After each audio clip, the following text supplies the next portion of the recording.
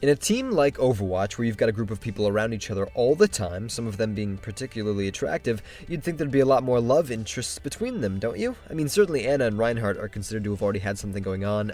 I think Reaper and Widowmaker would make a great couple, but there's one more that I would add to this list, and that is Mei. Is Mei in love? Or more specifically, I think Mei is in love with Winston. That's right. But before I get banned from YouTube for implying something illegal here, no, what I really mean is that I think Mei is in love with the scientist that Winston is named after, Dr. Harold Winston, and I do have a few pointers that could make this theory a possibility. Now, just in case you don't know about Winston's childhood, he was a genetically enhanced gorilla brought to the moon for the Horizon Lunar Colony project. This was a test to see the effects of extended habitation up in space. Well, Winston showed so much intellectual promise that one of the scientists took him under his wing to learn more about science, and that was Dr. Harold Winston. You may have actually seen him in the Recall animated short, and certainly there's no reason not to like him. He's obviously smart, he's in good shape, and he has a strangely comforting voice. But how does this connect to Mei? If all of this already happened, how does Mei fit into the picture? Well, the idea here is that Mei and Dr. Harold had a relationship before all of this. Let's start with Lijiang Tower. This is home to Lusheng Interstellar, which is the company that oversaw that Horizon Lunar Colony. So it's likely that Dr. Harold had an office there and had been there for a decent amount of time until the moon base was fully built.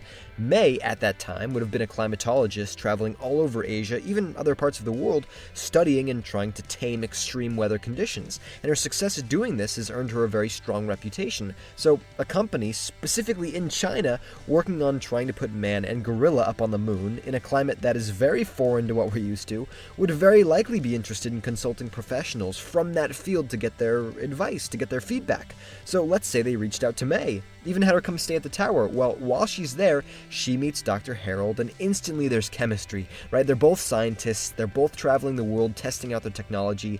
There's no shortage of what to say, and they just pick at each other's brains relentlessly. He even shows her the young gorilla that he's recently been teaching, and they all play together, the little guy jumping from each of their shoulders. Overall, it is a very lovely time. They're both with each other long enough that Mei falls deeply in love, he falls deeply in love, and they almost forget everything around them. Problem is, Dr. Harold wakes up one day and gets the news. The moon base has been completed. He's been preparing for this for too long, he can't just up and quit. And Mei realizes there are more ecosystems that need her help, so behind restrained tears, they agree there's no other way. They have to separate. However, they do promise that once the lunar mission has been completed, they will reunite and travel the world together. So off they go. Dr. Harold goes up into space, and Mei goes to Eco Point Antarctica to continue her studies.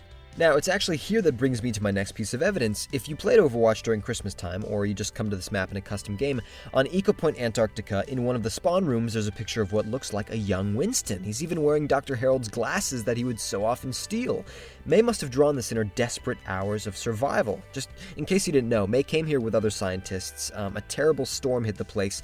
They couldn't leave, they were running out of supplies, and in this last-ditch effort to survive, they all cryogenically froze themselves until the day that they might get rescued. Well, eventually they were found, but Mei was the only survivor. So what this tells me is that in the few days she had before freezing herself, she tried to find comfort by drawing Winston, that funny little gorilla she and Dr. Harold used to play with. It reminded her of him. And this also explains how she's still young, even though Winston is a lot older now. She was frozen for 10 years. This gives Winston the time to mature into an adult.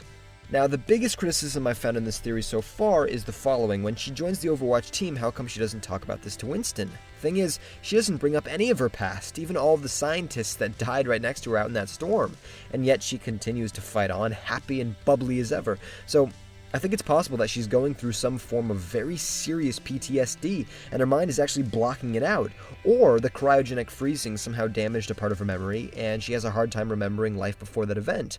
That's why, when she says the line, "I love your glasses, so cute," to Winston, deep down they remind her of her old lover. She just doesn't know that. And Winston doesn't recognize her either because, well, he was still very young. Maybe Mei had only been with him a few times, not enough to make any real big impression. This instinctive love for these glasses actually continues because on that same map, Eco Point Antarctica, there were snowmen scattered around that could only be seen during the Christmas event, and one of them had that same design of glasses.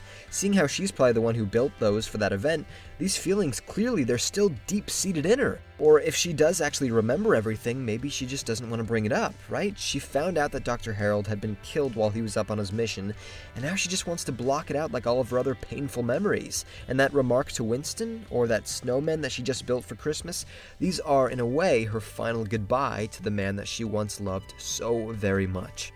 So, there you have it. Is May in love? Well, she was, with the brilliant scientist that Winston is named after. But either on purpose or maybe out of incapability, she doesn't bring up that it ever happened. It's only the glasses that Winston wears that probably belong to Dr. Harold that remind her of a time that was likely the happiest in her entire life. If you enjoyed the video, please like, comment, and subscribe, and down below please tell me, do you think this theory seems possible? Alright, thank you very much for watching. I'm sorry to make May's life seem even more depressing than it already was, but, you know, she seems to deal with these things pretty well. Blocking them off, as she is. She'll sometimes... Oh, God.